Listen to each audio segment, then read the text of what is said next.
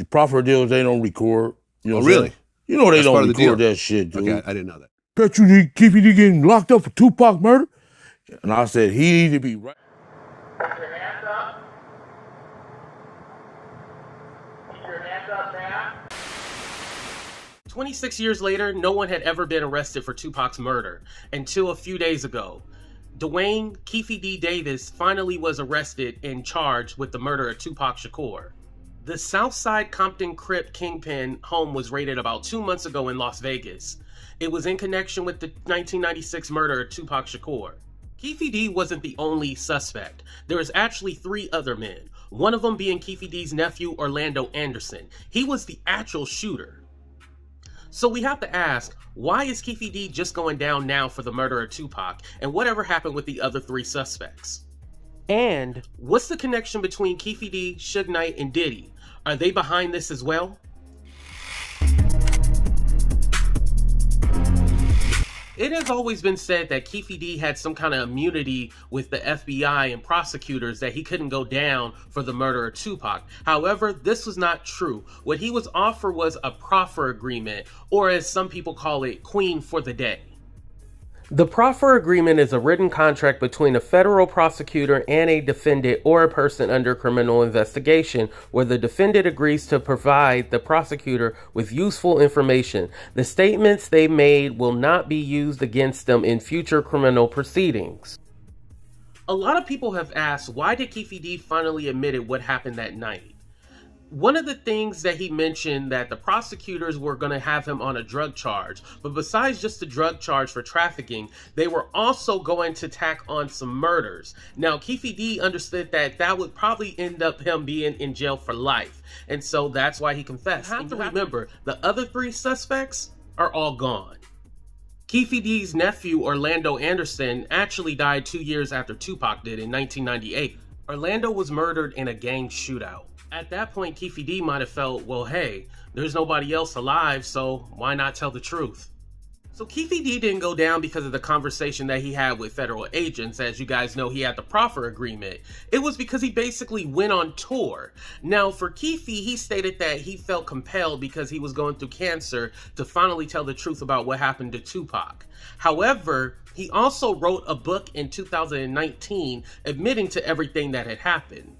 Mind you, he also went on VladTv and plenty of other YouTube channels speaking about what happened to Tupac. Again, the proffer agreement does not grant you immunity.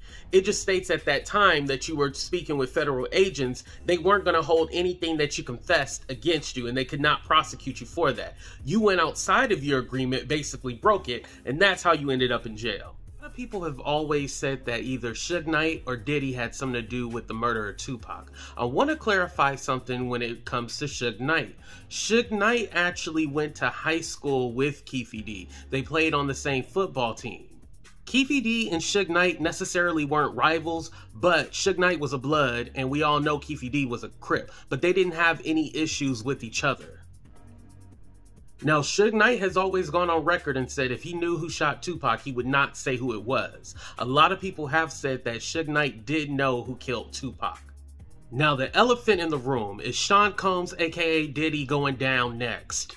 I honestly don't know, but from my research, it gets a little tricky when it comes to Diddy. Everybody knows one of the biggest rap beefs ever was Tupac versus Biggie, East Coast versus West Coast, and we know how ugly it got. I mean, we ended up with 2 of the greatest rappers alive murdered. Now, Keefe D and retired detective Greg Kading have both said that Diddy basically reached out to Keefe D for protection. Diddy wasn't necessarily worried about Tupac. He was more concerned about Suge Knight. That's the reason why he reached out to Keefe D, because he knew he would always have protection if Keefe D was there. Diddy wanting protection isn't necessarily a bad thing. It's what he allegedly offered Keefe D to have Death Row Records off of his back.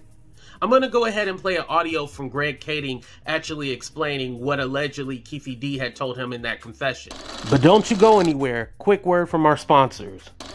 For a great read, make sure you guys pick up Lady D, Love, Lies, and Him by author Denitra Gibson. The book is available on Amazon right now. Follow main character Shy as she figures out her new life without Calvin. And if you enjoy part 1, then go ahead and get you a copy of part 2 and 3 available on Amazon now. So immediately in the aftermath, you know, Diddy hears about the shooting, finds out that there's, you know, Tupac's been shot and is in the hospital in Las Vegas. And according to Keefe D, gets a phone call. He's actually with Zip, the intermediary, and they're back in LA. And Zip takes a phone call, and it's Puffy on the other end of the line. Hands the phone to Keefe D, and Puffy asks him, man, was that us? Was it, you know, what just happened out there? Keefe D's like, yeah, that's us. Okay. So then there's that $1 million. So now there's this expectation of, yeah, the $1 million. So what happens next? So what happens next is, you know, Keefe D's already under a separate investigation for his ongoing drug trafficking. He never gets a chance to hook back up with Puffy until almost, 6 months later, where he's over at the Peterson Auto Museum when Puffy's back out here with Biggie, and he walks up to him to have a conversation about it. Well, Puffy's aware that the FBI's been watching him out here in Los Angeles, and the last thing he wants to do is be directly associated with this guy that he's had this agreement with to commit a murder. So he tells Keefe D, no, man, now's not the time. We're good right now, and you got the FBI, you know, I got the feds all over me, was his statement. Keefe D recognizes, okay, cool, it's probably not a good idea for us to be, you know, associating in public together. There's a lot of heat on because of the Tupac investigation, both on the East Coast, West Coast, LA, Las Vegas, and so it's just good business not to be, you know, seen in public with a guy that you've conspired to commit a murder with, especially when you know you're being watched by police. Did they ever have a conversation together afterwards, Keefe and Puffy? I don't believe so. Tupac put himself on the list by all the shit talking that he was doing. But it was really about Suge, because it was Suge's muscle that Puffy was afraid of. He was afraid of what Suge could do with the people that, the likes of a Buntry. You know, those are serious guys. You know, from your point of view as a police officer, a former police officer, does this constitute a hit, or is it just a person who's scared? It was like, yo, I'll do whatever it takes, just get rid of these guys, and I don't want to know about it. That's a great question. I mean, there's certainly a solicitation, and there's an agreement, and so that's what constitutes solicitation for murder, and which, you know, is a crime. But I also understand the nuances of Puffy's fear, you know, and is he just speaking out his ass? Is it exaggerated speech? Whatever. But the conflict was real. It was a life or death game that was going on between these guys. So for Keefe D, who understands that as well as anybody, he understands it as a true solicitation for murder. Greg is just saying what Keefe had told him. However, I do want to state this. During the press conference from the Las Vegas Police Department, they did state that the other 3 suspects have all died, so they are not looking at anyone else at this time. However, we don't know. I do want to say this. Diddy possibly could have been in a desperate situation where he just wanted Suge Knight and Death Row to leave him alone, and so he probably was just shooting the shit with Keefe, and Keefe took it a different way. Now, what might actually save Diddy is that Keefe actually admitted himself that when he went out to Vegas for the Mike Tyson fight in 1996, they weren't looking to start anything with Tupac. What actually happened was that Tupac and his crew got into it with Keefe and his boys, and then that's when the fight broke out. Now, after the fight, Orlando, Keefe, and the other 2 guys decided to pull up in their white Cadillac, find Tupac and Suge Knight, and then that's when the shots were fired. Ultimately, Tupac died 6 days later. So according to Greg, no money was ever exchanged for the alleged hit. Now, I do want to speak to something that Keefe said about Diddy. Keefe mentioned how Diddy had never spoke to him after that situation went down with Tupac.